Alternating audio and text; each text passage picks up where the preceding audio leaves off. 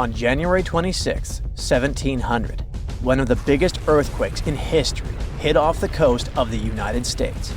It had a magnitude of 9, which puts it in the top 10 most powerful earthquakes ever recorded. This earthquake triggered a huge tsunami and changed the coastline all the way from southern British Columbia down to northern California forever.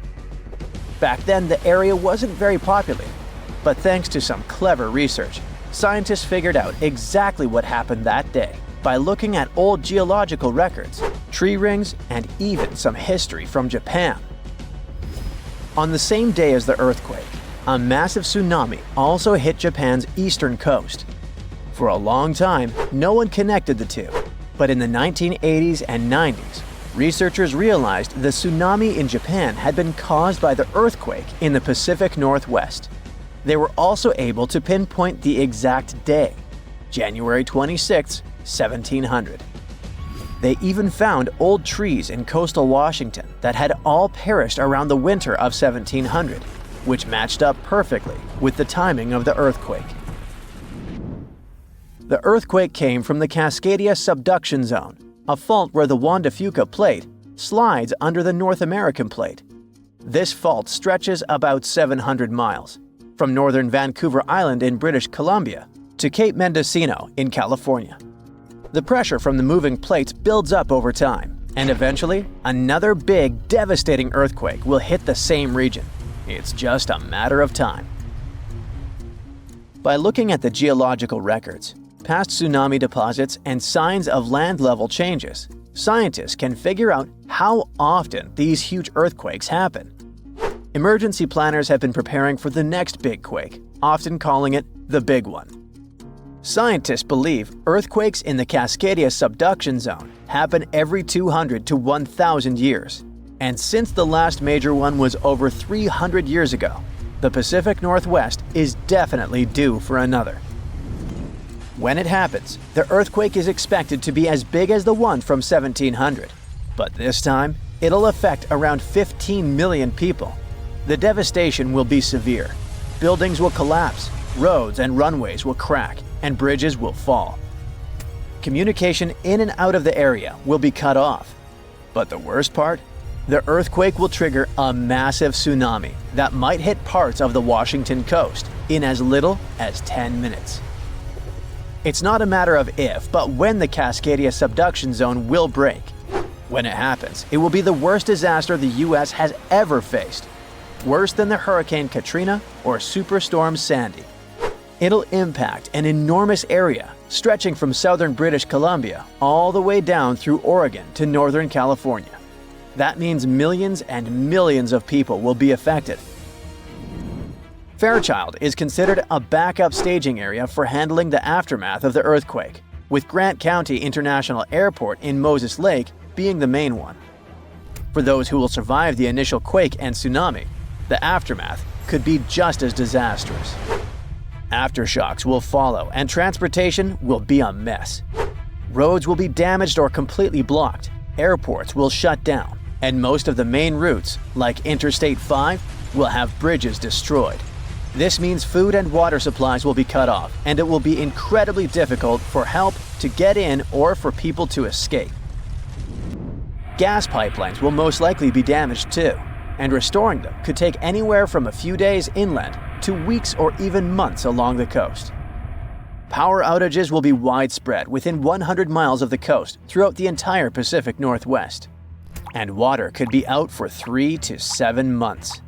Even telecommunications will be down for 2 to 3 months across the Pacific Northwest, Alaska, and even parts of East Asia. The good news for eastern Washington is that it will mostly avoid the worst of it, thanks to natural barriers between the west and east sides of the state. The tsunami may hit the Columbia River Gorge, but it will lose energy quickly because of a sandbar under the river. The Cascade Mountains will absorb much of the earthquake's impact, so the east side won't feel it as strongly. And since eastern Washington won't get hit as hard, it'll be up to them to handle the aftermath of the quake. That means helping western Washington, taking in refugees from the areas that got destroyed, and delivering supplies to where they're needed. Scientists have looked at other major 8.0 to 9.0 magnitude earthquakes like the ones in Chile in 1960, Alaska in 1964, and Sumatra in 2004, and Japan in 2011. These kinds of quakes can shake the ground for anywhere between 6 to 10 minutes, and that's a long time for the ground to be shaking. Such quakes are super intense because they happen close to Earth's surface, so it's not just a quick shake. It's a long, strong one that can cause a lot of damage. If the Cascadia earthquake and tsunami were to hit tomorrow, over 13,800 people could lose their lives, and about 107,000 people could be injured. The economic toll in Washington, Oregon, and California could top 70 billion. To put that into perspective, we can compare these numbers with some other major earthquakes. In Chile's 1960 earthquake, about 1,650 people lost their lives. The 1964 Alaska quake resulted in around 140 lives lost. The 2004 Sumatra earthquake and tsunami took the lives of an estimated 280,000 people. And the 2011 Japan earthquake and tsunami caused over 20,000 casualties. Authorities know about the dangers of the Cascadia fault, but even with all the planning, no one can say for sure what will be needed when the big quake hits. Right after the earthquake and tsunami, the areas outside the immediate disaster zone won't be able to help much because roads and airports will be destroyed, and resources will be limited. How can we deal with this kind of disaster and its effects? We don't have all the answers yet. Right now, let's focus on the Cascadia subduction zone. It's a huge fault line that stretches about 620 miles from Vancouver Island to Cape Mendocino in California, sitting about 93 miles off the coast. It's like one tectonic plate is slowly sliding under another. When the plates are close to the surface, about 18 miles deep or less, they get stuck because of friction, kind of like pushing two rocks together. Over time, this creates a lot of pressure. When the pressure finally becomes too much, the plates slip, causing a massive earthquake. This is called a megathrust earthquake, and it can be huge. Below the area where the plates are stuck, there's a zone where the plates move really slowly. We're talking about just a few inches every few months. This slow movement helps to release some of the pressure, but it also builds up more pressure on the parts of the fault that are still stuck. This means that over time, it increases the chances of a huge earthquake happening. These massive quakes, called Great Subduction Zone earthquakes, can be stronger than magnitude 8.5. Megathrust earthquakes are the biggest earthquakes that happen. They can go over a magnitude of 9.0, which is insanely powerful. Just to put it in perspective, a magnitude 9.0 earthquake releases 1,000 times more energy than a 7.0 and 1,000,000 times more energy than a 5.0. These earthquakes happen when a lot of pressure builds up in a part of the fault that's locked, which means the plate can't move past each other. When that pressure gets too high, the fault finally ruptures, releasing all that built-up energy in one massive shake. The Cascadia subduction zone is super long. That's why if it were to rupture all at once, it could produce a large earthquake. Scientists have studied this region and found that about 18 miles below the surface, the fault is completely locked. The plates there aren't sliding past each other. But deeper down, the plates start to slide more smoothly, causing less friction. This is important because it tells us how much stress is building up in that locked zone, and how it could eventually lead to a major earthquake. A tsunami hitting major cities on or near the Mediterranean Sea and in the northeastern part of the Atlantic Ocean is not a matter of if, but when. It is scary and surreal to think that places like Cannes or Barcelona could suddenly get slammed by a huge wave, but the fact is, European coastlines are in active tectonic areas. Only about 10% of all tsunamis worldwide happen in the Mediterranean, and there have been at least 290 tsunamis in this area since 1600 before Common Era. Despite the relatively low number, this phenomenon has caused numerous devastating disasters throughout Europe's history. Back in 1755, an estimated 8.5 magnitude earthquake with an epicenter southwest of Cape St. Vincent triggered a tsunami that destroyed most of Lisbon, the capital of Portugal. About 40 minutes after the earthquake, this massive wave just slammed into the harbor in downtown, racing up the Tagus River. The phenomenon was so fast that several people on horseback had to gallop to higher ground to avoid getting carried away. And this was just the beginning of a nightmare, with 2 more terrifying waves hitting Lisbon right after. A disaster like this is similar to what we see in the Pacific Ocean several times a century, but in the Atlantic, it's very rare. This type of major tsunami is expected to happen every 3 to 5 centuries, but now it could happen tomorrow. Marseille in France, Chipion in Spain, and other cities are on the list of important locations that could be flooded soon, with a roughly 100% chance of being hit by a tsunami in the next 30 years. Statistics show that the wave will probably be more than 3 feet high. I know, it doesn't sound like much, especially since when we think about tsunamis, we imagine terrifyingly tall waves, like the one that hit Lituya Bay in Alaska. In that case, the wave was over 1,700 feet tall. But we must remember that even waves only 19 inches high can be dangerous to swimmers. Because it's not the height of the tsunami that matters, but also the flow and movement of the water. Not to mention the flooding, which can damage beaches, harbors, and streets. If the coastline has a small harbor and the waterfront is exceptionally low, like Cannes, this natural disaster might be much more dangerous. Tsunamis around 6 feet high can lift cars off the ground, while smaller waves can create walls of water traveling at 40 miles per hour. Plus, there are these smaller events that might not wreck everything, but still can cost a ton of money. For example, large sandbars that move around on the ocean floor, like sand dunes shifting in deserts. They can mess up pipelines or deep-sea cables for internet and communications, and that ends up costing businesses and governments millions of dollars.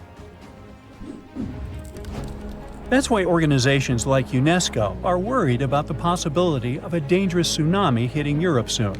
So they're doing everything they can to prevent apocalyptic scenarios, like what happened in 2004 when an earthquake off the coast of Sumatra, Indonesia, caused waves over 100 feet high in coastal communities, resulting in over 200,000 lives lost.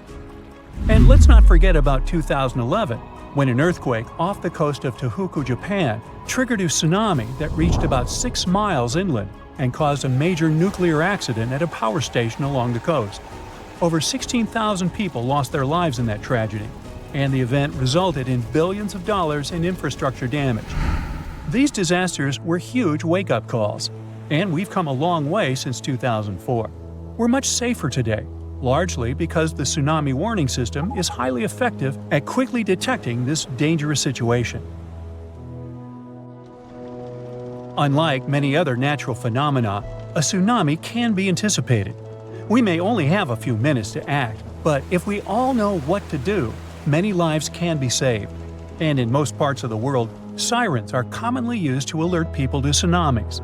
To sound the siren as early as possible, initial tsunami alerts usually rely only on seismic data. First, specialists receive information about an earthquake. Seismic waves travel about 100 times faster than tsunamis, so they have enough time to analyze the data and see if the earthquake might have generated a tsunami and whether they should issue an initial tsunami alert. At U.S. warning centers, for example, scientists typically issue initial alerts within 5 minutes of an earthquake. If a tsunami is suspected, these alerts may also include information about wave arrival times, recommended actions, and potential impacts. But sounding the alarm is not enough. To save lives, coastal communities also need to be trained to respond fast and in the best way possible. That's why UNESCO produced this program called Tsunami Ready, aiming to train people living in coastal areas at risk on how to act in case of a tsunami event by the year 2030. The idea is to help communities stay safe by teaching them how to protect their livelihoods and safeguard their homes.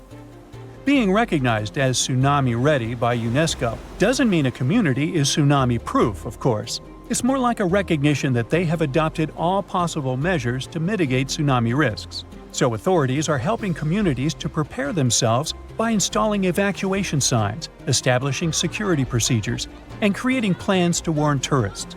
Like Spain, which distributed tsunami warning signs along the entire coastline, as well as signs showing evacuation routes to higher ground. And Spain better be prepared. I mean, only 7 tsunamis have hit the country since the year 365, so it's difficult to predict the effects of such an event. But they could be devastating, considering that Spanish coastal areas are so economically important. There's also a danger zone in the Averroes Fault, beneath the Barents Sea. If an earthquake happens at this point, people will have only 21 minutes to escape a tsunami. UNESCO has also established 12 tsunami warning centers, which cover Europe as well. This initiative involves 5 centers located in the Mediterranean and Northeast Atlantic regions. These centers can save thousands of lives because they monitor ocean disturbances 24/7. Then, after analyzing the threat, they send out messages based on the event's potential to cause a tsunami. The intensity scale ranges from no effect to completely devastating. And by that, they understand that nearly all brick buildings could be demolished by waves, and even the most reinforced concrete structures could suffer heavy damage. Now, so far, we have mostly talked about tsunamis caused by earthquakes along converging tectonic plate boundaries. In fact, earthquakes have accounted for over 80% of tsunamis since 1900. But tsunamis can also result from landslides, volcanic eruptions, and even meteorite impacts. Experts are also worried that with the current changes in climate, we might see more of meteotsunamis popping up in the Mediterranean. These ones are triggered by freaky weather conditions and can mess with any coastline that's got a shallow seafloor. They might not be as huge or famous as the earthquakes ones, but they can still cause significant property damage and put people in danger. For instance, in 2006, a meteotsunami struck the harbor of Ciutadella on the Spanish island of Menorca. Yachts were tossed into each other and later stranded on the harbor floor as the water receded, resulting in tens of millions of euros in damage. Unfortunately, meteotsunamis in the Mediterranean tend to be stronger during summer, so if you're planning to spend your vacation in Europe, stay alert for any signs of dangerous waves.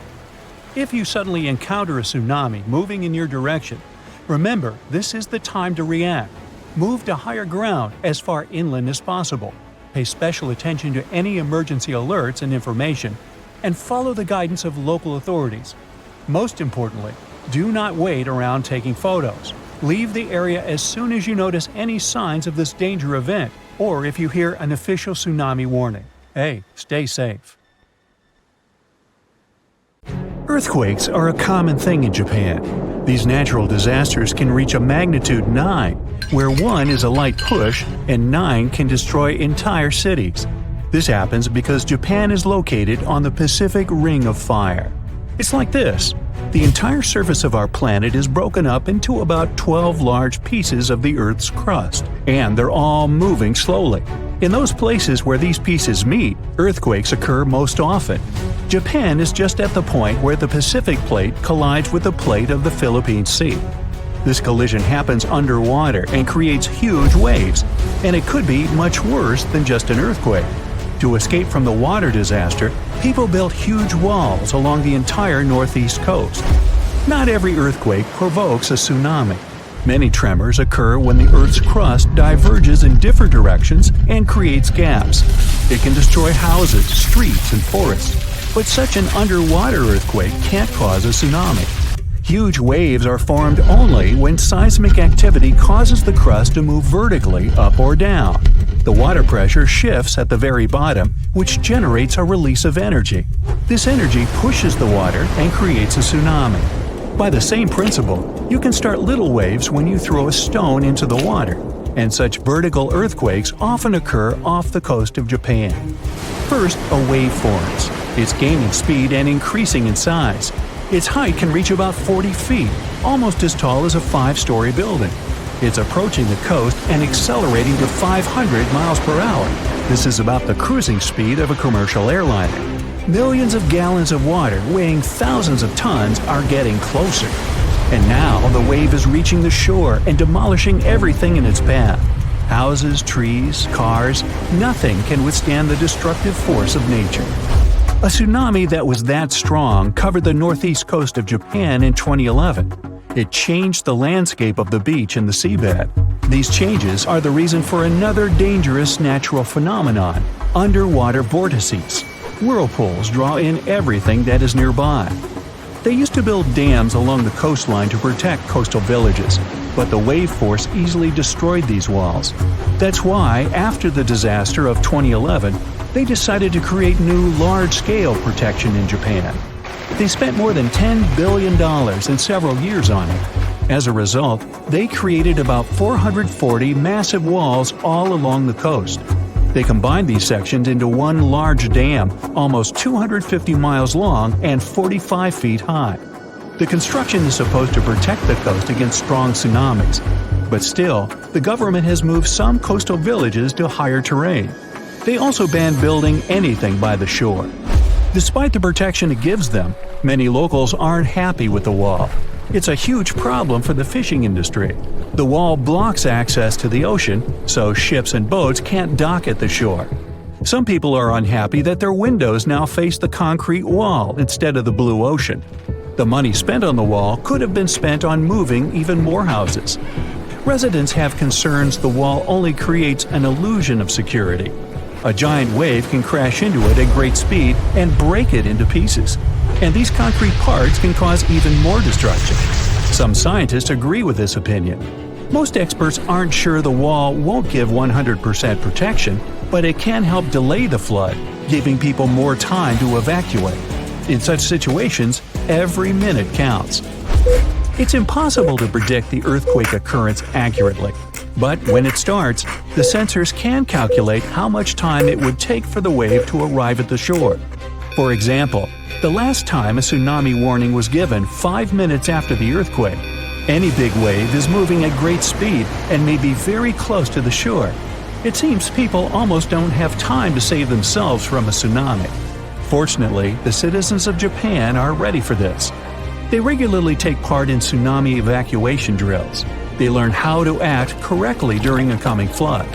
They have a plan of action that can save their lives. All that, along with a wall, increases the chances of surviving a catastrophe. Not only tsunamis are formed around the shores of Japan, the power of water here often meets the power of fire. In 2010, a few hundred miles south of Tokyo, near the island of Iwo Jima, a heavy low rumble came from the depth of the sea. Then 1 million bubbles moved to the surface. The water started heating up and boiling. Its temperature was so hot that you could poach eggs in it. The hot area grew to the size of a stadium. All this was accompanied by a huge amount of superheated steam filling all the air around. Then pieces of soil came out from the water. At this point, it was all over. The water cooled down, the ocean surface became calm again. On that day, an underwater volcano erupted.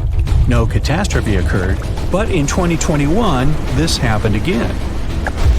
Japan's Coast Guard warned of strong volcanic activity in the region. Hot steam and gases from the volcano's mouth burst out of the water and rose into the air to a height of 10 miles, which is about twice as high as the top of Mount Everest. A huge volcano woke up and began to rise slowly from the surface. If you look at this place from above, you can see that it's not just a volcano, it's a whole island shaped like a horseshoe. Seismologists say this volcanic island is just the tip of the iceberg, as they mix their metaphors. There is still a lot of volcanic space under the water. The island fills the air with gas and ash. The sky turns gray. Scientists continue to monitor the volcano, but they don't know what consequences this may lead to. Such eruptions of underwater volcanoes are not uncommon off the coast of Japan, but the event itself is unique. Underwater volcanoes don't explode and don't release lava flows upwards. A huge amount of water above them creates high pressure. As soon as the magma gets out, the water immediately presses it to the seabed. Millions of gallons of lava sink, cool down, and solidify around the volcano. This lava forms a thick layer of Earth's rock. Most underwater eruptions don't cause any changes on the ocean surface, but to make an island appear on the surface, A volcano needs a lot of magma. The next volcanic eruption creates another thick layer of it. Millions of years pass, and flows of lava form mountains. Constant eruptions increase the seabed height. Layer by layer, the cooled lava rises higher and higher. And then, one day, it appears on the surface and turns into an island.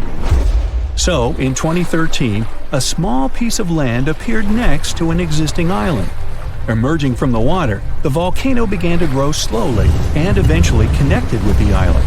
The area of this island increased by 12 times after 2 years. Vapor is always pouring out of this island, and its surface is filled with super hot lava flows. The volcano behaves unstable, and nobody knows when it's going to calm down. Once, people built a small town on a similar island. This place still exists today. It's located south of Tokyo and is called Aogashima. People are not too worried about the possibility of a catastrophe, despite the fact the last time a volcano erupted here was in May 1785. I wasn't around then. By that time, people had already built a city and lived there. Then, one sunny day, thousands of birds suddenly took off and left the island. Then the ground began to shake. A heavy, low sound came from the island depths. Streams of gas rushed from the top of the overgrown forest volcano. The volcano threw dirt and large stones into the sky. The eruption wasn't quick. It lasted several weeks. More than 200 years have passed since then, and the volcano is still sleeping. They rebuilt the city. Now this place looks like a dream. That's probably the reason why people don't want to leave it. Despite the risk of a new eruption, they continue to live and work here. There are many thermal springs. The island also has rich soil, and the waters around are full of fish. The volcano may wake up at any moment. Fortunately, meteorological and seismological services monitor the volcano activity. So, any guesses? So, since 2000, the world has been hit with more than 1,700 earthquakes with magnitude greater than 5. Many happened around the Ring of Fire, located around the Pacific Ocean. In North America, the biggest threat is the San Andreas fault line, which can create an earthquake of a magnitude higher than any other, earning it the spine-tingling nickname, the Big One. The potential destruction of California is a terrifying prospect that could have unimaginable consequences. But the Big One is just the beginning of what's to come. Bad news! Scientists have predicted an earth-shattering event that will occur in 2030. Like it or not, there's a 70% chance that we'll experience the Big One, and it will be an earthquake with a magnitude of 6.7. The San Andreas fault line will cause the Big One, but what is scary is that we can't predict it. On the other hand, a massive earthquake occurs every 100 years. This means there's always time to prepare for a natural disaster. If we traveled back in time, we'd see a few significant earthquakes like the ones that wiped out San Francisco and Fort Tejon. Buildings made a long time ago are not quake-proof. They will collapse. Even if they survive, you should not enter them. But buildings are not the most dangerous part. You should watch out for electrical lines and gas pipes. Your hill house might be lovely, but it is extremely unsafe. During quakes, the hill can turn into a massive landslide that will destroy everything in its path. Say goodbye to road trips because all the roads will be ruined. You should have some spare water and food since you won't be able to go to the supermarket. This disaster won't be cheap. It will cost the U.S. around $200 billion to recover from the quake. At least the earthquake will not trigger tsunamis. But there's something it can cause more damage than the Big One. The notorious Cascadia subduction zones start in California and ends up all the way in Vancouver, Canada. The San Andreas fault line is nothing compared to this zone. It can wipe the whole coast off the face of the Earth, an example of hyperbole. Subduction zones are tectonic plates forced to be one under the other and constantly pulling apart. One is called the North American Plate and the other is the Juan de Fuca Plate.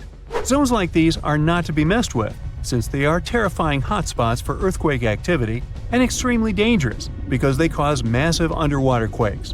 But they are underwater, so what can they do to us? Well, they can cause giant tsunamis, flooding cities, and destroying the coastline. Right now, the most active zone is the Ring of Fire. The Cascadia zone might be less active, but it is like a sleeping beast that can wake up and destroy everything in its path, causing a groundbreaking earthquake. The last time all this stress was released was in the year 1700. Unlike the San Andreas quake, this one will cause massive tsunamis and much bigger shocks. Let's hope you'll be camping in an open field at that time, because most buildings and bridges will likely be destroyed. Also, be ready for the aftershocks, as they'll be devastating. Nature won't be spared either. Landslides will change animals' habitats. Even our homes will be changed forever. Luckily, there is a light at the end of the tunnel, and scientists are doing everything they can to ensure our safety. New rules are implemented. Every new building must be able to withstand massive shocks. They're developing modern warning systems, and every new infrastructure must follow strict quake-proof guidelines. The Juan de Fuca and the North American plates are locked together, but they won't stay like that forever. When they unlock, get ready for a massive shake. The closer you are to the epicenter, the more damage you'll experience. But even if you are lucky to be far away, you may still feel the ground shaking for some time. Now, if we compare the Cascadia subduction zone and the San Andreas fault, we'll see how much more dangerous the Cascadia zone is. In 1994, there was an enormous 6.7 magnitude earthquake in the Northridge area, close to the San Andreas fault. Sadly, many people didn't make it, and some were injured. Back then, buildings were not strong and earthquake-proof, and many of them were damaged. The Cascadia subduction zone can potentially cause a magnitude 9 earthquake. A magnitude 6 quake has the power of around 44 million pounds of dynamite, but a magnitude 9 has the power of 44 trillion pounds of dynamite. The strongest ever recorded quake was in Chile. Its magnitude measured 9.5, and it destroyed most everything. So let's say you've survived the quake, but the struggle is far from over. Soon after, a massive tsunami will strike, with waves that might reach up to 100 feet in some areas. That's so unlike the San Andreas earthquake, which can't produce any significant waves. So say goodbye to your beautiful garden, since salt water will destroy trees and plants, changing the environment for a period of time. The only positive thing will be you won't need Halloween decorations, because all those dried-out trees will resemble a ghost forest. The combination of waves, quakes, and the sheer size of the area will make this natural disaster much more dangerous than any caused by the San Andreas fault or the so-called Big One. A quake similar to this happened around 300 years ago. Many more have been recorded in the past 3,500 years, proving that they continually occur every 400 to 600 years. So, technically, we have around 100 to 300 years before the next big one hits. We still have no idea how exactly the Cascadia subduction zone works, because we discovered it in 1970. This zone is super scary because it can cause big earthquakes. It was found by accident when researchers studied the Ring of Fire. They wanted to know if this area had caused any trouble in the past years, and the proof was under their noses. In Washington, there is a horror forest where nothing has been growing for years. When researchers tested the soil, they found a tremendous amount of salt. They put 2 and 2 together and concluded that a massive tsunami had been the reason. Experts still didn't know when the forest was destroyed. But Japan kept records of a gigantic earthquake that had a similar effect. It was the one that happened in the year 1700. There is a 1 in 3 chance that the next one will occur in 2050. You must know how to survive the Canadian earthquakes and make it out unscathed, so listen carefully. Those who live in this area have almost no experience with earthquakes like this one. Surviving the quake is relatively easy, but the tsunami coming afterwards is the real danger. After the shake, find the highest ground and go there. Only bring the essentials, like food and water. Yeah, leave your baseball card collection at home. After the first hit, don't try to go down. Seismologists say that most likely there will be a few more waves, and they have proven this. On the 22nd of May, 1960, seismologist Jerry Eston and his 4 friends went to Hawaii to see an expected tsunami that was to happen around midnight.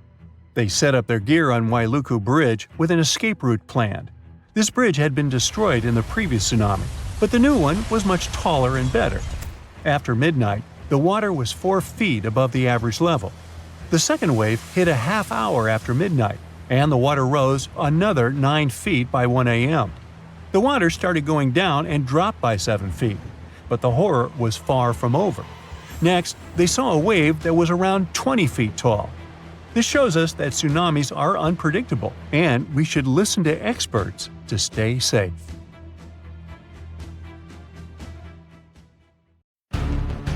An earthquake in Indonesia began in 1829 and lasted a mighty 32 years. It reached its climax in 1861 and hit a magnitude of around 8.5. It was caused by the tectonic plates below the island slowly clashing against each other. Researchers discovered that the quake had been building for some time after analyzing the coral in the area. They found it was being periodically exposed to the open air. That was caused by the gradual earthquake moving the land up and down.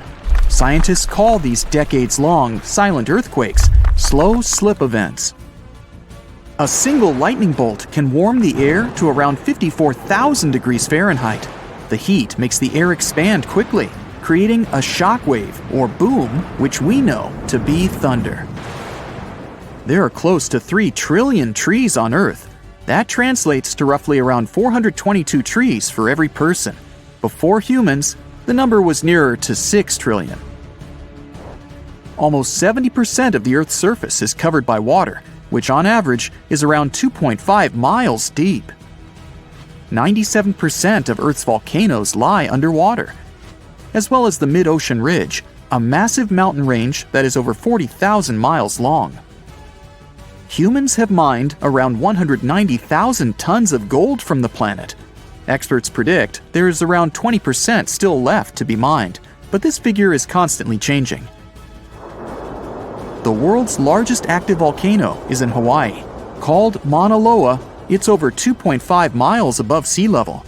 Given that most of it is underwater, the volcano's summit is a staggering 11 miles from its base. That's the same length as over 160 football fields. The highest ever recorded temperature on Earth was a sweltering 136 degrees Fahrenheit. It was recorded in El Azizia, or modern-day Libya, on September 13, 1922. The lowest temperature was a chilling minus 129 degrees Fahrenheit, recorded at Russia's Vostok station in 1983.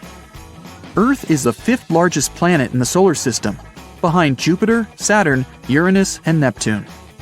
It has a circumference of roughly 25,000 miles, and it would take the average person around 8,300 hours to walk around the face of the Earth. The separation between Earth's land masses would make such a trek almost impossible, though. It takes 365.25 days for the Earth to orbit the Sun. Because our calendar years only have 365 days, we add an extra leap day every 4 years to make up for the difference. Russia is the largest country on the planet, with a total area of about 6.5 million square miles. It encompasses more than 1/8 of the Earth's inhabited land area, but still has a relatively small population given its size. Earth is the only planet with one moon. Mercury and Venus have no moons, while every other planet has 2 or more. Earth is over 4 billion years old. Scientists calculate this by looking at the planet's oldest rocks, as well as meteorites that have crash-landed. They used meteorites as they were formed at the same time as Earth, when the solar system was forming. The ground we walk on is basically recycled. The planet's rock cycle turns igneous rocks to sedimentary ones, then transforms those into metamorphic rocks, and back again. Like Earth, our moon also experiences earthquakes. They're less common and intense than the ones we have, and are caused by tidal stresses. A tidal stress is basically the relationship between the gravitational pull of the moon on the Earth and that of the Earth on the moon.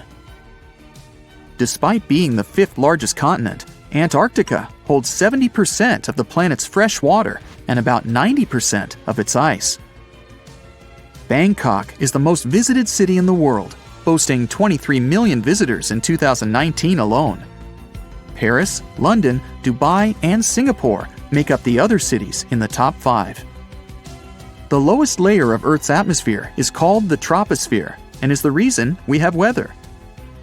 Sunlight heats the planet's surface, which causes warm air to rise up to the troposphere.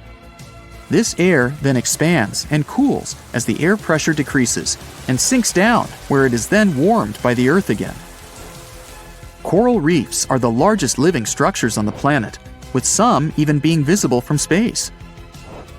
Coral reefs hold the most species per area of any of Earth's ecosystems, even more than rainforests.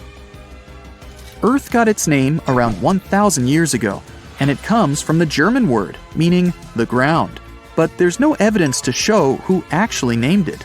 Of all the planets, Earth is also the only one which is not named after a Greek or Roman deity. The deepest point of the ocean is the Mariana Trench. It's a whopping 7 miles below sea level. Coastlines cover about 20% of U.S. land, but are home to more than 50% of the U.S. population. The Earth isn't actually a sphere. It's more like a squished ball that bulges at the equator. The bulge is caused by the force of the Earth spinning, which makes the north and south poles slightly flat. The Earth spins on its axis, which is basically an imaginary straight line. Earth has seasons because the axis is tilted, causing the sun's rays to hit different parts of the planet more directly, depending on the time of year. If the sun was as tall as a standard door, the Earth would be around the size of a nickel. The Earth's rate of rotation is gradually decreasing. It's happening so slowly that it would take as much as 140 million years for the length of a day to increase to 25 hours. Get equipped for any season with brand new Brightside merch. Click the link and grab your print. The biggest animal on Earth is the Antarctic blue whale. It can reach lengths of 100 feet and weigh up to 400,000 pounds, which is around the same as 33 elephants. The temperature at the center of the Earth is around the same as the surface of the Sun, at almost 10,000 degrees Fahrenheit. Earth is around 10,000 times older than humans. Earth is around 4.5 billion years old, whereas humans have been around for, at most, 450,000 years. There are around 34,000 known species of fish. The actual number is way higher though, as a whopping 95% of our oceans still haven't been explored. America's Route 66 is longer than the journey to the Earth's core. The distance to the core is roughly 2,000 miles. Route 66 is almost 2,500 miles. The Earth is made up of 3 main components: the crust, the mantle, and the core, which is divided into the outer core and the inner core. Scientists have estimated that there are around 8.7 million species on the planet. Out of this, between 1 to 2 million of these species are animals. But roughly 86% of land species and 91% of fish have yet to be discovered by humans. Ancient astronomers used to think that the Earth was the center of the universe. For 2,000 years, they believed the Earth to be static, while other bodies traveled in orbit around us. In 1543, Copernicus published his sun-centered model of the solar system. Earth is the densest planet in the solar system. The density varies across its different crusts, but the planet's average density is just over 3 ounces per cubic inch. Mount Everest is the highest point on the planet. Its peak is the highest altitude above sea level at around 5.5 miles. Each year, 1 septillion crystals of snow fall on Earth. That's a trillion snowflakes. Snow covers about 31% of Earth's land area each year. Of Earth's water, only around 3% is fresh water. The other 97% is salted. Of that 3%, about 2% is frozen in ice and glaciers. So, less than 1% of the planet's fresh water is actually in lakes, rivers, and underground. The world's largest inland body of water, or lake to us normal people, is the Caspian Sea. It has an area of 140,000 miles squared. The world's deepest lake is Lake Baikal in Russia and is 5,300 feet deep. Earth's atmosphere is roughly 78% nitrogen and 21% oxygen, with small amounts of water vapor carbon dioxide, and other gases. No other planet is believed to have this much oxygen, which explains why Earth is the only planet where life has been discovered so far.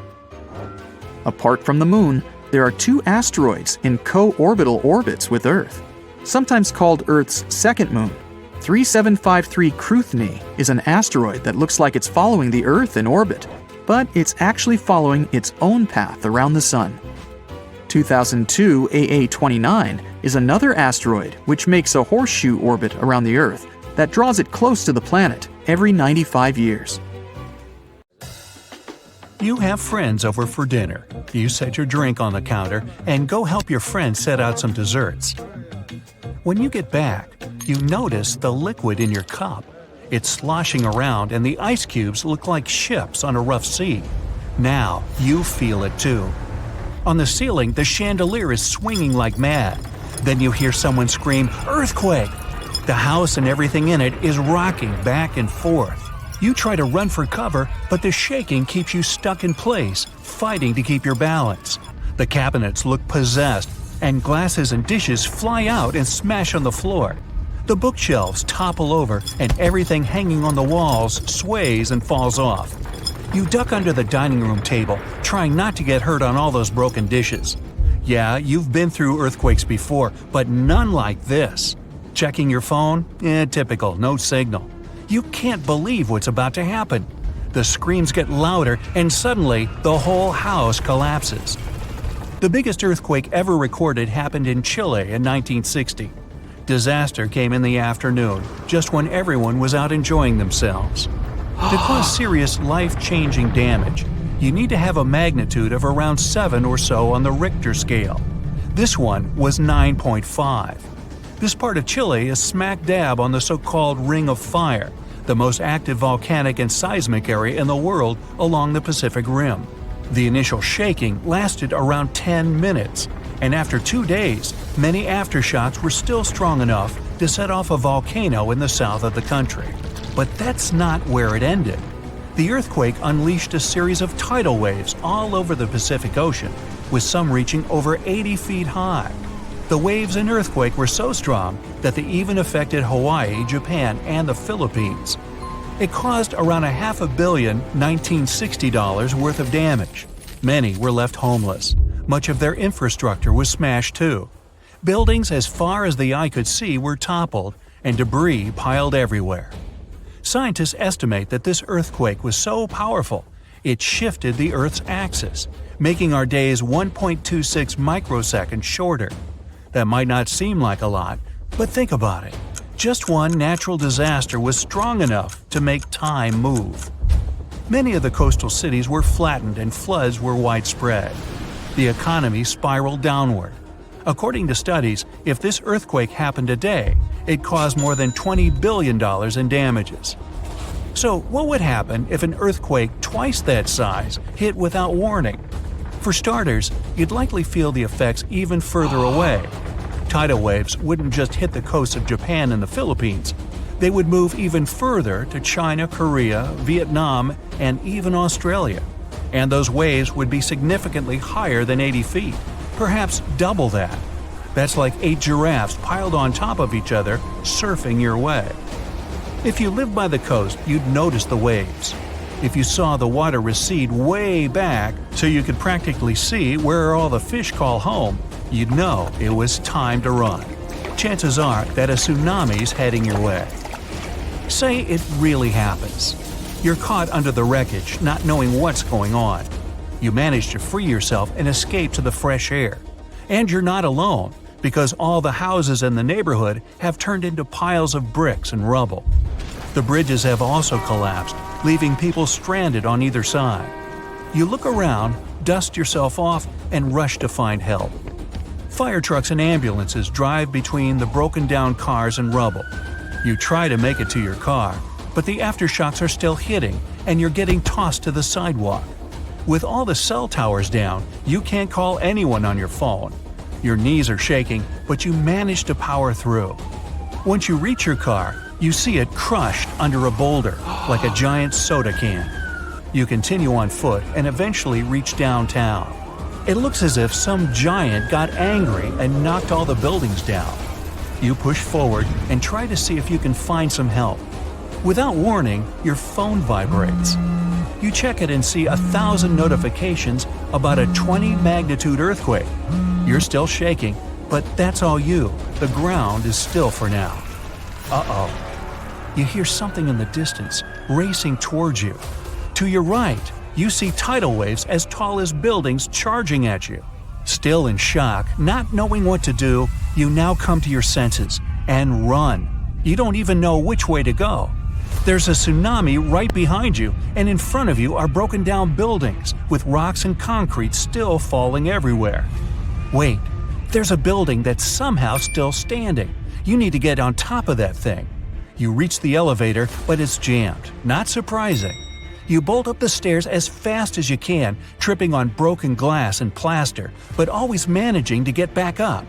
You look out a window and see the water. It's so close. You're nearly at the top. A few more flights and whoosh. The water forces its way into the building and drags you down at least 2 floors. You can barely see anything. Still, you know you must swim up. But the water keeps forcing you downwards. After about 30 seconds, you manage to swim your way out and continue climbing to the top. You scramble to the top floor and collapse on the roof. You're safe for now. The tidal wave is still going strong, plowing its way through the ravaged city center. Your phone is now waterlogged and useless. You have a perfect 360-degree view of your town covered in water and debris. The ground starts to shake again. Maybe you'll just sit around until this is all over, waiting for the rescue helicopter. But then, a loud explosion that almost breaks your eardrums shakes the ground even more. Off in the distance, smoke is rising, and soon it covers the entire sky. Darkness hides the morning sun. That's when you can see lava shooting up into the air and landing nearby. The lava forms into a river, flowing its way into town, block by block. With this much seismic movement and the high intensity of the earthquake, the world's tectonic plates have shifted so that magma is pushing its way to the surface. From the earth, steam begins to vent.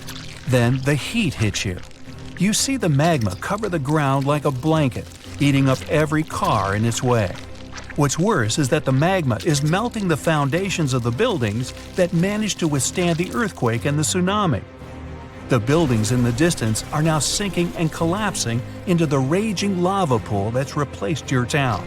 One by one, every building descends. That means, uh-oh, the building where you're standing is also swaying.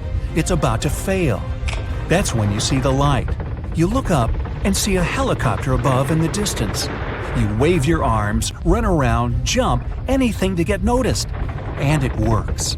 The chopper makes a few circles and finally drops you a rope ladder. As you're lifted in the chopper, you take a good look at the world below you as it wriggles around like noodles in a strainer.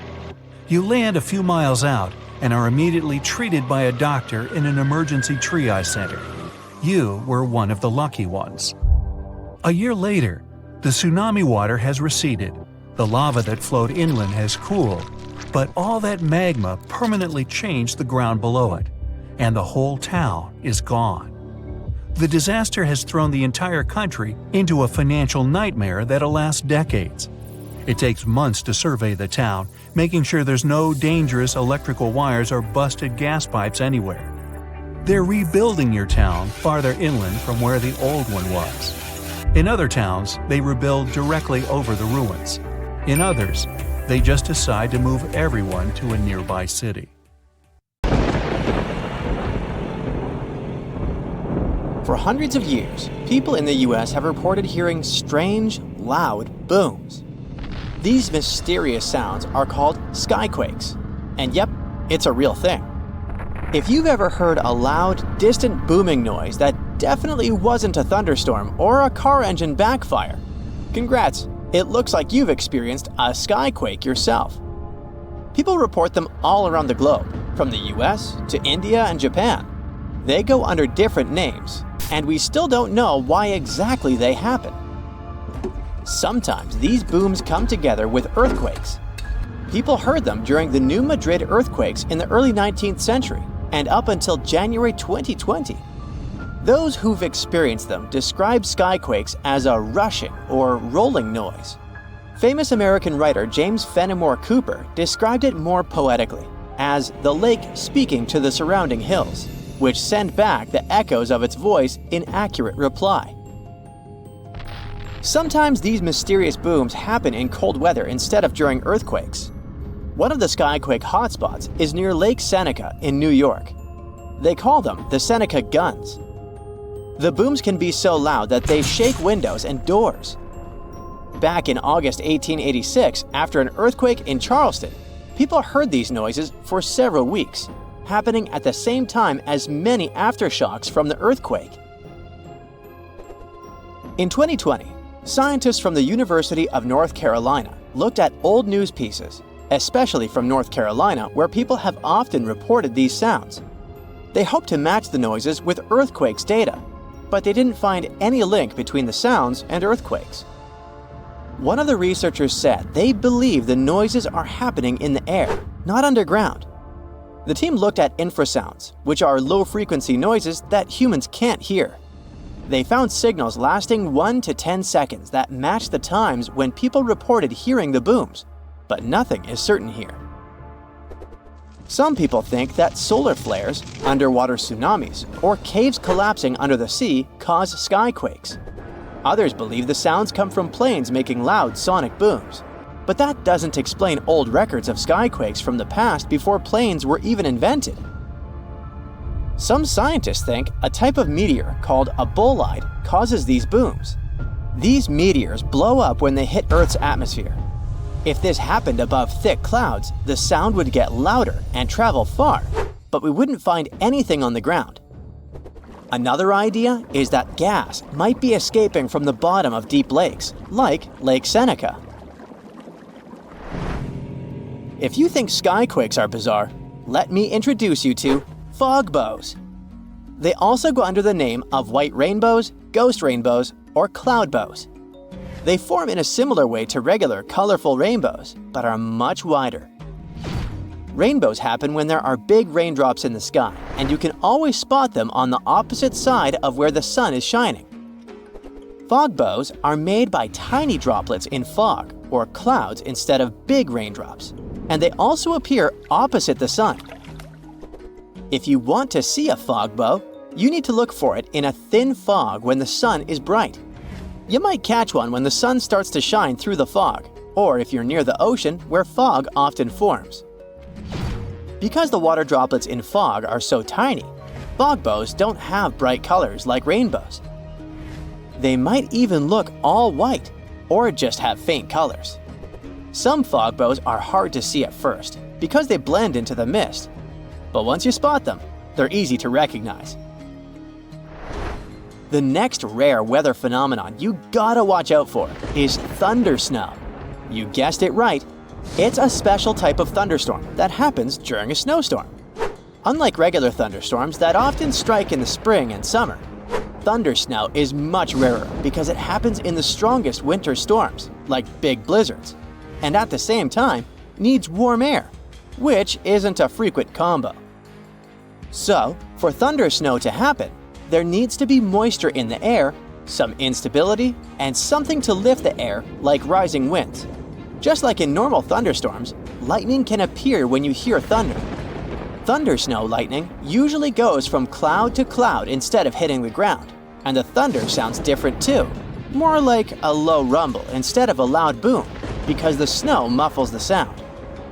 You aren't so likely to get struck by it, but it's still important to stay inside when you hear thunder to stay safe. Northern Lights fans, this one is for you. Scientists noticed a new kind of glow in the sky that looked like a purple streak. They nicknamed it Steve as a joke, but later gave it a more scientific name: Strong Thermal Emission Velocity Enhancement, Steve for short. Steve is actually a fast-moving stream of super hot gas that always moves west and only shows up before midnight. They wondered if something like Steve could happen after midnight, but moving in the opposite direction. And now, Scientists think they found the anti-Steve by looking at data from a research station in Norway. In December 2021, they took a picture of a bright purple streak stretching for 620 miles in the sky, and it only appeared after midnight.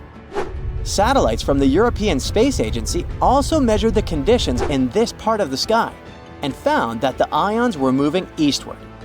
Steve's late-night twin hasn't been officially named yet, but it would be cool if it was called Sam, which is short for Steve after midnight. If you've ever seen snow on a sunny day when falling from the sky without a single cloud, it must have been diamond dust. It's a special kind of weather with millions of tiny ice crystals forming close to the ground. These ice crystals float slowly in the air, kind of like how dust floats in your house. When sunlight hits these crystals, they sparkle like diamonds. Unlike regular snow, diamond dust can fall from a cloudless sky, which is why they sometimes call it clear sky precipitation. It happens because of temperature inversion. Normally, it gets colder as you go higher up from the ground.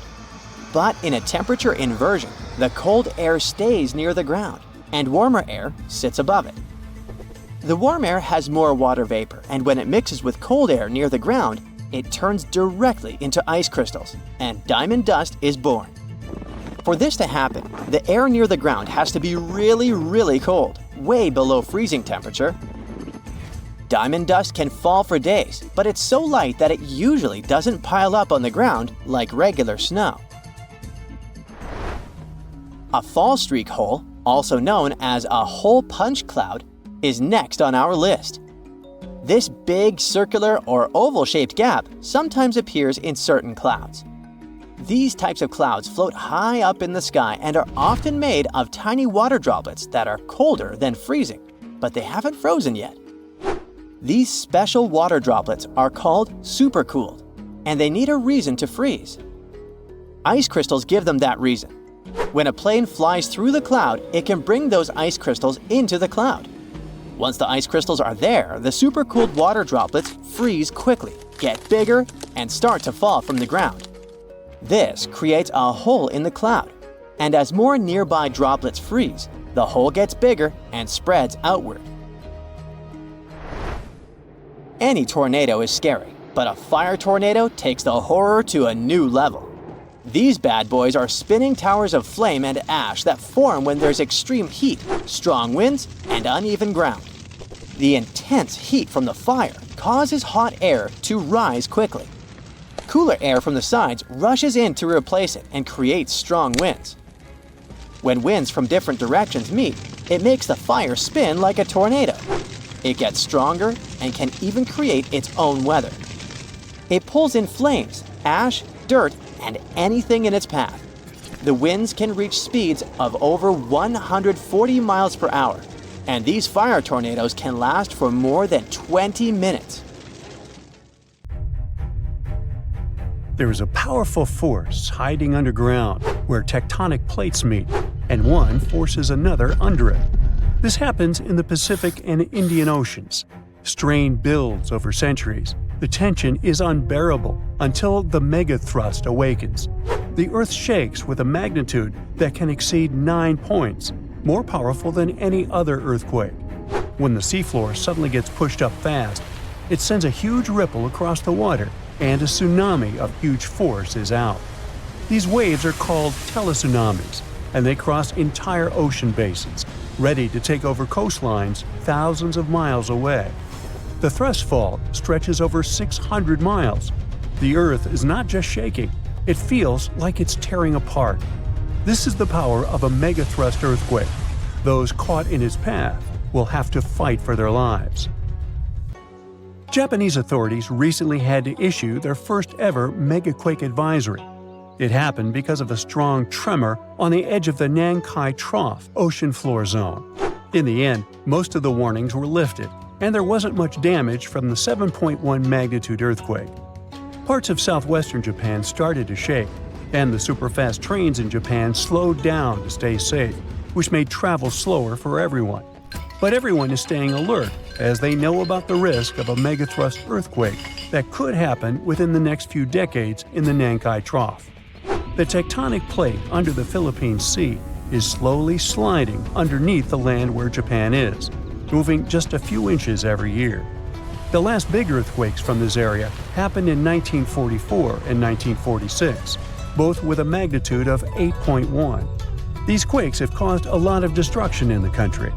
The next megathrust earthquake in the region, if it does happen, could be between a magnitude 8 and 9. Scientists still can't agree on how likely this mega earthquake is to happen, but it could be up to 80% certainty. On the other side of the Pacific, scientists from the U.S. Geological Survey have studied a dangerous area along the U.S. West Coast. It's called the Cascadia Subduction Zone, and it stretches from northern California to northern Vancouver Island in Canada. Over the past 14,200 years, there have likely been at least 30 big earthquakes in this region. One major quake happens every 500 years on average. But for a long time now, Cascadia has been quiet, and it worries scientists. They think this might be because the area is locked, meaning the tectonic plates are stuck together and building up a lot of pressure. Eventually, the part of the seafloor could suddenly break and move by several feet. The shaking would be just 5 minutes, but it would create a powerful tsunami as the seafloor shifts that would last for 10 hours. If it happens, it's going to be the worst natural disaster in the country's history, according to experts. The ground on some inland hills could turn into something like quicksand. This would cause the hillsides to slide and crumble, taking down roads and bridges. Around 620,000 buildings could be badly damaged or even collapse, including about 100 hospitals and 2,000 schools. People in Washington state might have to take care of themselves without help for 2 weeks, finding food, water, and shelter on their own. Scientists are studying slow slip events, where the tectonic plates move very slowly over weeks or months, releasing some energy but not enough to stop a big one. Every time the magnitude of an earthquake goes up by just one number, the energy it releases is 40 times bigger. So we'd need about 1 million small earthquakes every day for 500 years straight to release the same energy as one huge magnitude 9 earthquake. But these small earthquakes might be clues that a bigger earthquake is coming. To better monitor the Cascadia Fault, experts are mapping the fault more accurately and adding better monitoring tools offshore. Scientists receive over $10 million to install seismic sensors and seafloor pressure gauges on a fiber optic cable off the coast of Oregon. The goal is to be ready to warn people and potentially save lives when a big earthquake strikes. A sharp megathrust earthquake happened in this part of the world in 1964. It went down in history as the Great Alaska Earthquake and had a magnitude of 9.2. It lasted for more than 4 minutes, making it the most powerful earthquake in the history of the U.S. and North America. The ground shook so hard that it caused huge cracks and landslides. In Anchorage, many houses, buildings, and roads were destroyed because they weren't built to handle such a big earthquake. In some places, the land was permanently changed. For example, the coastline near Kodiak and Hinchinbrook Island was lifted by 30 feet. In other areas, like Gerwood and Portage, the ground sank by 8 feet. They had to rebuild roads higher so they wouldn't be flooded by the tide. A huge 27-foot tsunami wiped out the entire village of Chiniga. Many coastal towns were heavily damaged, not just by the earthquake, but also by tsunamis and the fires that followed. After the main earthquake, there were thousands of smaller aftershocks for months. A moderate earthquake of magnitude 4.4 shook Los Angeles in August 2024. Once it was over, the LA Fire Department checked around the city and didn't find any major damage or anyone hurt. In the nearby city of Pasadena, which is close to the earthquake's epicenter, a water pipe burst inside City Hall and everyone had to leave the building. Thankfully, there was no danger of a tsunami. The best we can do to avoid panic in such situations is to be prepared. Japan is one of the places on Earth where earthquakes happen the most, because it sits on the edges of 4 tectonic plates. Around 1,500 of these earthquakes each year are noticeable. Because of this, the people in Japan have learned to live with earthquakes.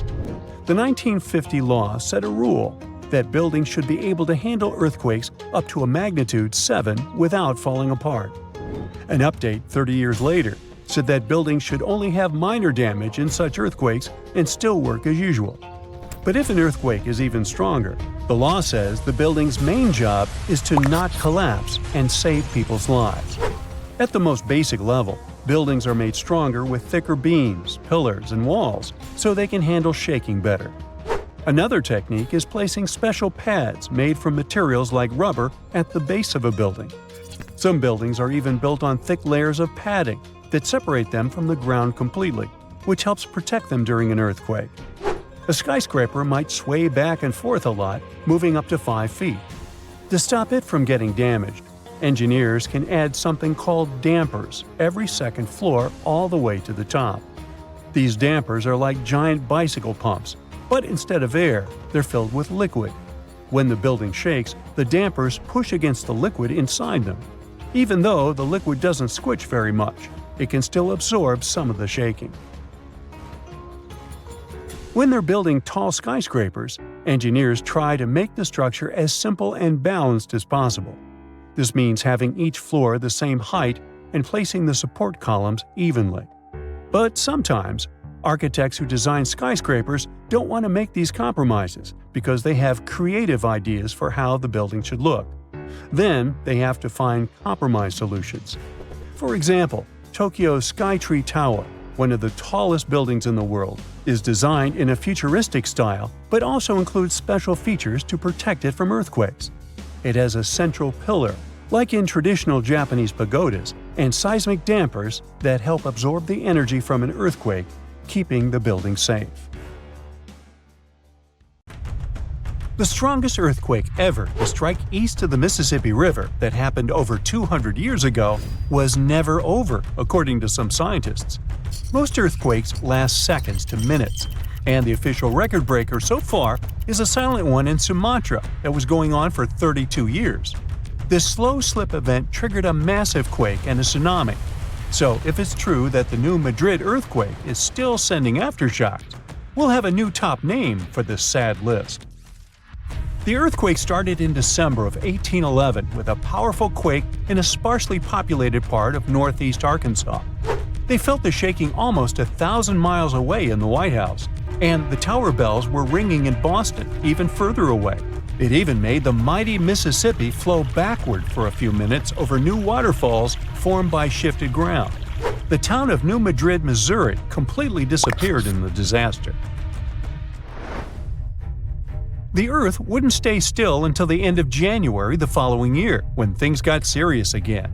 A massive quake hit, this time near the junction of the Ohio and Mississippi rivers, right in the Missouri boot heel. Geologists believe it was a rupture on the New Madrid Fault, putting even more strain on the nearby Reelfoot Fault.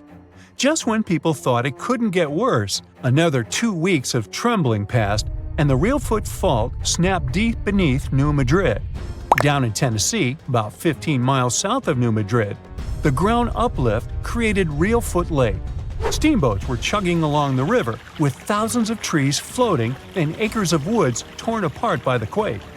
In St. Louis, Missouri, which is 160 miles away, buildings were badly damaged, and chimneys fell in Cincinnati, Ohio, 400 miles away.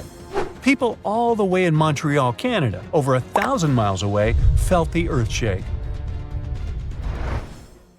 Seismologists have registered about 200 small earthquakes in the New Madrid seismic zone every year since 1974.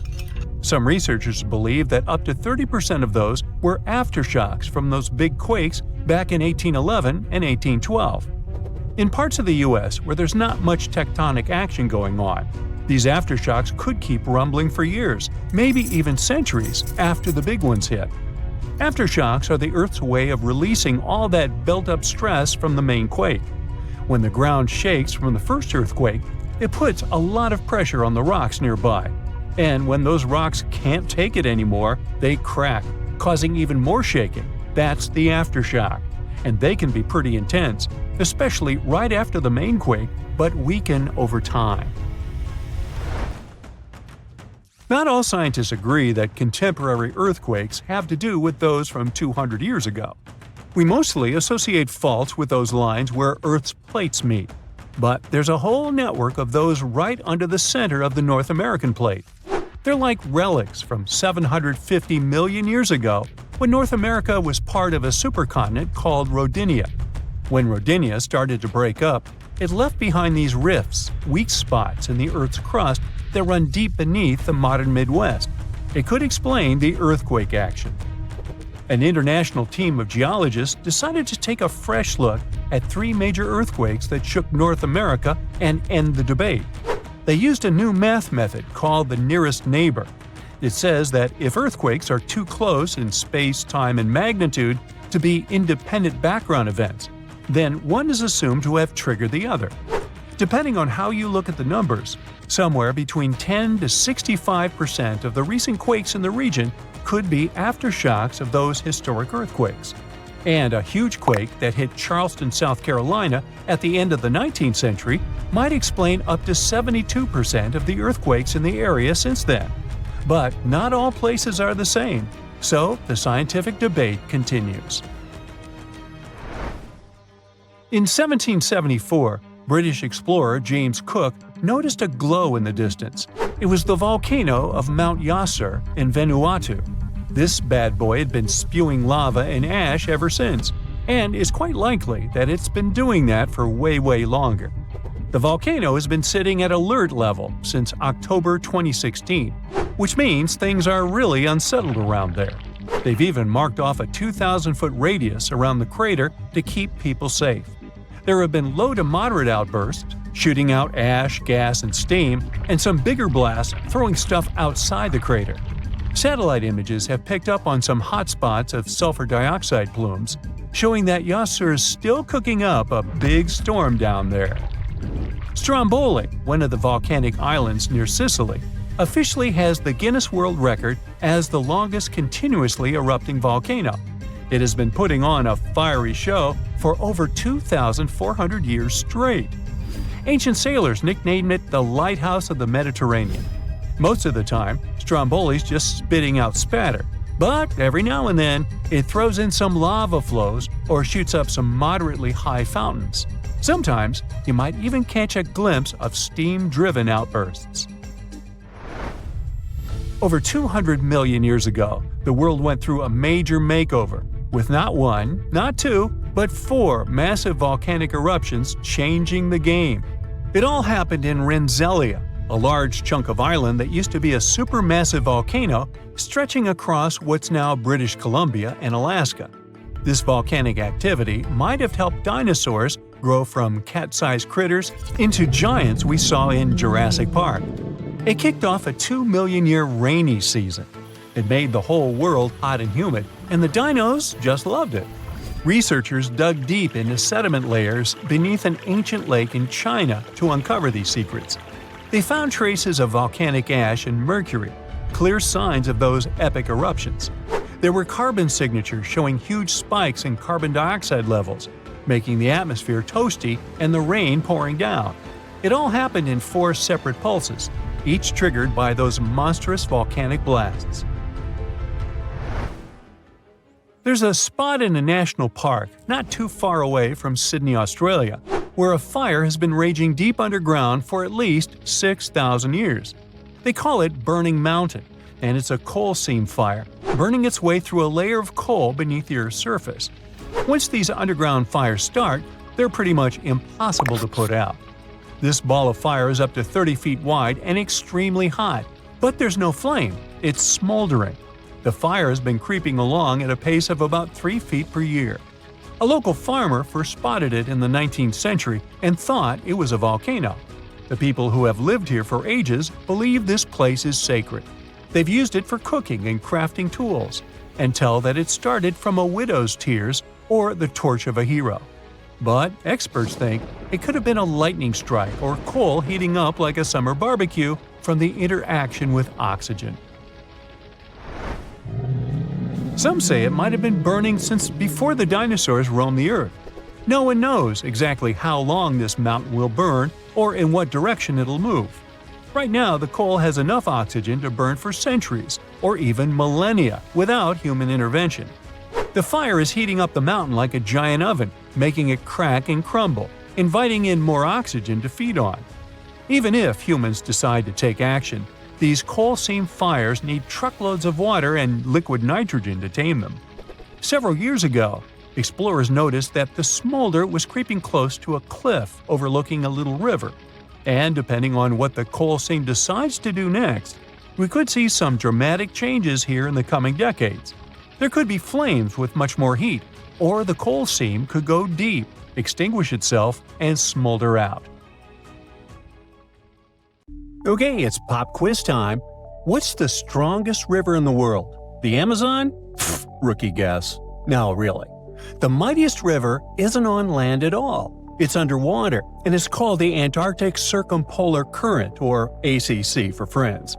This beast flows with a force 100 times stronger than the Amazon River, and it could power over 100,000 hydroelectric plants. That's enough electricity to light up entire continents. But this underwater juggernaut doesn't just flex its muscles for fun. It's the planet's ultimate multitasker. The ACC is Earth's thermostat, carbon vacuum, climate stabilizer, and oceanic superhighway all rolled into one. But here's the not-so-fun part. Scientists have spotted a serious red flag. The ACC is slowing down. And not just by a little bit. We're talking up to 20% weaker by 2050. If this trend continues, we're looking at climate chaos that could make your worst Monday feel like a day at the spa. So, maybe time to panic a little? Well, hold on. So what is the ACC anyways? To learn more about it, we need to dive deep into the ocean, figuratively. The Antarctic Circumpolar Current is the only ocean current that flows all the way around the planet, hugging the cold continent of Antarctica like a belt of water. Unlike other currents that get tripped up by continents, the ACC has a clear racetrack, nothing but open ocean, so it flows uninterrupted through the Drake Passage between South America and Antarctica. It moves an astonishing 3.6 billion cubic feet of water per second. That's so much water we couldn't find anything to compare it to, sorry. The ACC is driven by ferocious westerly winds, moving eastward to connect the Atlantic, Pacific, and Indian Oceans into one continuous supercurrent. It also plunges into abyssal depths, connecting shallow, intermediate, and deep waters into one giant, swirling blender of oceanic energy. Now, to put it simply, maybe too late for that, but I'll try, the ACC is the glue that is keeping all of our planet together. It plays a starring role in the thermohaline circulation, or global conveyor belt, if you don't want to sound lame. This is the system that redistributes heat, carbon, and nutrients around the globe. To make it all work, the ACC pushes nutrient-rich deep water to the surface in a process called upwelling, feeding plankton, krill, whales, and eventually sushi on your plate. That means if you love seafood or care about ocean food chains at all, you should really start paying attention. Without this nutrient cycling, marine life from the bottom to the top of the food web suffers. Now, here's the cool part. While it's busy playing waiter to the sea, the ACC is also doing our laundry. Well, sort of. It absorbs massive amounts of carbon dioxide from the atmosphere and stores it in the deep ocean, locking it away for centuries. Think of it like Earth's giant carbon vault, no password required. It also helps regulate the weather. Without the ACC pushing heat around the globe, Western Europe would be 50 degrees colder. That means Paris would feel like Siberia, and Londoners would have to trade their umbrellas for snowshoes. The current helps maintain the temperature balance between the hemispheres, stabilizing wind patterns, rainfall, and ocean temperatures around the world. Even hurricane patterns could change because warm ocean surfaces are a key ingredient for cyclone formation. Mess with the currents, and you might be dialing up stronger, weirder storms. So, why is it slowing down? Well, of course, the answer is humans. You know those ice caps that are melting? Well, in Antarctica, where our friend the ACC lives, There's so much ice that if all of it melted, the Earth would rise more than 200 feet. That's taller than Cinderella's castle. What's worse, 60% of all the fresh water in the world is frozen in that ice. While that much water melting is already terrifying, it's the freshness of the water that really messes things up. You see, the ACC relies on the Southern Ocean's cold, salty water to be dense and heavy so it can sink, which helps power the current forward like a chain reaction. But when fresh water from melting glaciers pours into the ocean, it dilutes the saltiness. That makes the water less dense, so it stops sinking properly. Without that sink and flush mechanism, the ACC can't maintain its powerful flow. It's like trying to flush a toilet with no gravity. As this continues, fresh water flows north, altering the ocean's density structure and counteracting the effects of ocean warming, which normally would speed the current up. Instead, the ACC slows down. A weaker ACC means less upwelling, so fewer nutrients reach the surface. This could devastate Antarctic marine ecosystems, reducing biodiversity, collapsing fisheries, and threatening species like penguins, whales, and krill. It also opens the door in Antarctica to invasive species, like the southern bull kelp, which could throw entire food chains into chaos. Krill alone are the main food source for whales, seals, penguins, and fish. So when krill populations crash, the whole system begins to wobble like a house of cards in a hurricane. And then there's the feedback loop from hell. As the ACC weakens, more warm water can sneak southward, reaching Antarctica and melting the ice even faster.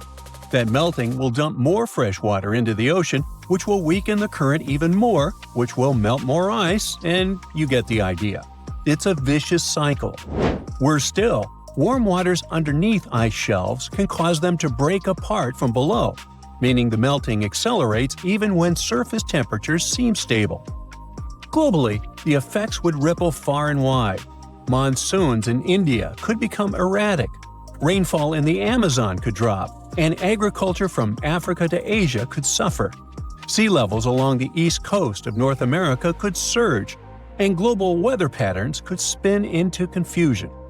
Even the Southern Ocean's ability to support commercial fisheries, like Chile's lucrative salmon industry, could decline as nutrients fail to reach the surface.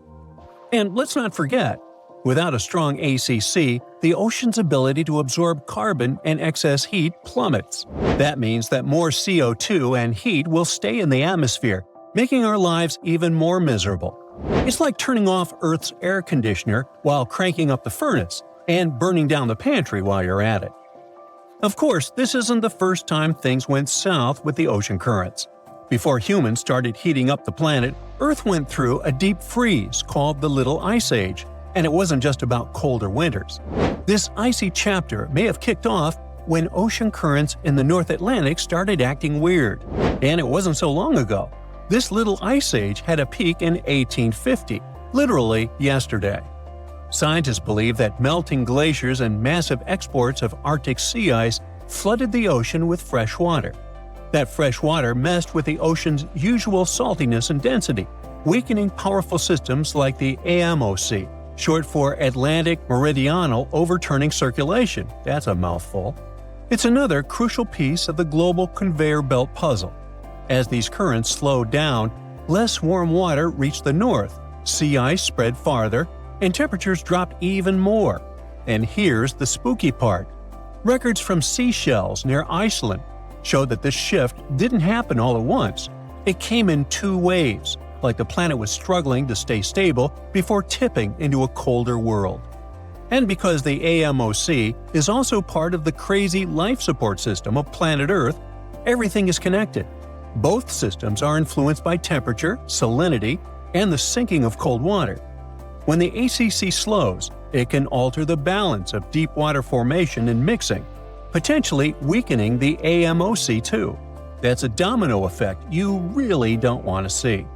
In fact, some models suggest that if both the ACC and AMOC are pushed past their tipping points, the result could be centuries of unstable climate conditions, way beyond anything modern agriculture or infrastructure is built to handle. So, next time you're sipping a cold drink or enjoying sushi, maybe raise a toast to the mighty ACC. It's doing a lot more for you than you think, and it could really use a little appreciation and less ice melting, please.